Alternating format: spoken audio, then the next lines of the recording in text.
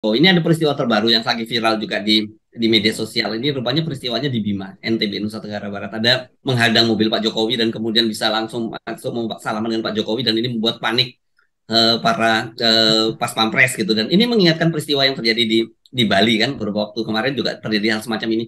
Bagi kita sebenarnya concernnya satu, kalau ini kan soal keamanan presiden. Bagaimana mungkin ada orang bisa menghadang mobil rombongan presiden dan bersalaman dengan presiden. Saya kira hanya terjadi di Indonesia ini. Bayangkan, padahal kita sendiri selalu disebutkan kan masih ada kelompok radikal yang bahaya terorisme dan sebagainya. Ini bayangkan kalau yang melakukan itu terorisme yang menyamar sebagai perempuan, kan ini bahaya sekali untuk keamanan Pak Jokowi. Oh iya, ini di jalan apa di studio? Di jalan, di jalan. Tapi kan itu orang tinggal tahu, ntar lagi ada bocoran, gua ada kamera yang dipasang di sana sini itu. Jadi dari segi jalan pikiran aja udah nggak masuk akal. Kalau presiden bisa dihadang setiap saat, itu ya udah bahaya dong. Jadi sekali lagi permainan pencitraan ini kok nggak habis-habisnya gitu kan. Itu yang bikin orang merasa ya silahkan deh bikin apa aja itu. Jadi setiap upacara itu pasti ada bagian yang disuruh untuk cari angle supaya nanti kelihatannya popularitas Pak Jokowi itu naik terus. Nanti mungkin 20 menit lagi bocor uh, video bocoran bahwa itu set up, settingan itu kan. Dan itu udah berkali-kali, kok nggak kapok-kapok tuh. Siapa yang percaya bahwa tiba-tiba ada gairah rakyat untuk memilih presiden? Dan itu adanya di dalam peristiwa yang sangat terbuka itu.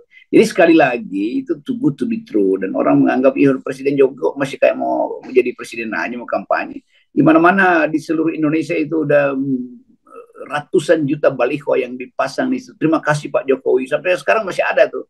Saya muter-muter kemarin dari Jatinangor masuk ke Bandung yang paling sempit desa-desa itu.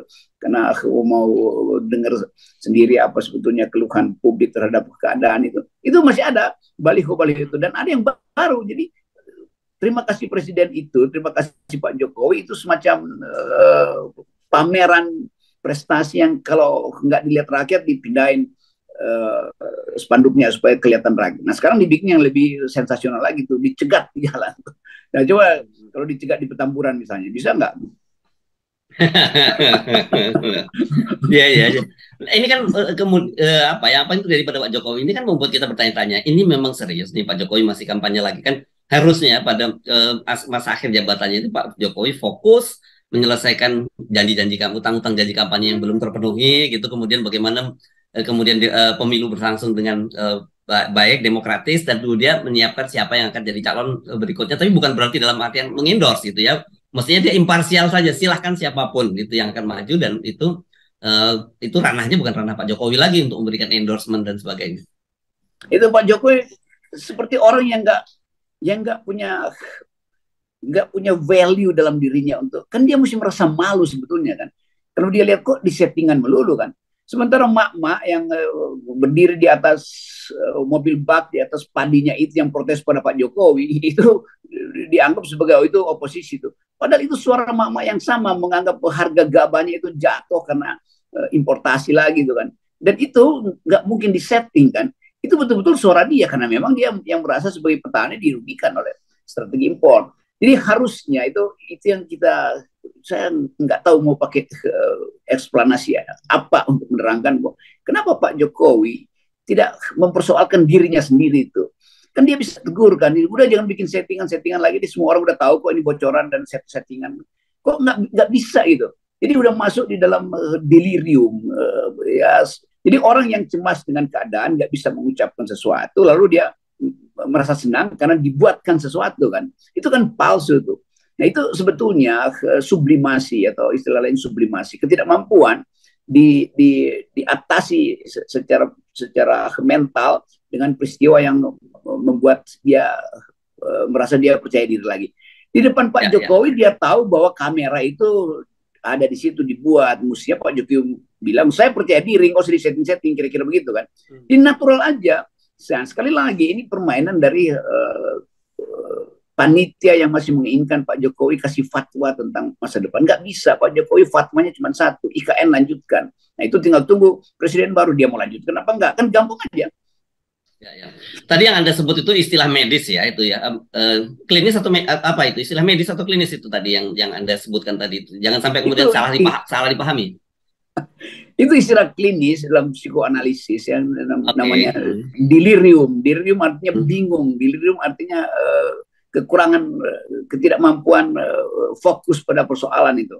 Dan itu yang biasa dianggap seseorang mengalami delirium karena dia nggak bisa tune in dengan grammar yang standar. Karena itu dia mesti cari grammar lain. Nah, grammar lain itu membuat dia gugup dan gagap gitu. Karena itu kemudian dimanipulasi lah, seolah-olah hal yang ada di studio itu real, padahal itu di studio dibuatnya kan, memang di Ya, jalan ya, raya, ya. tapi itu kan studio pencitraan.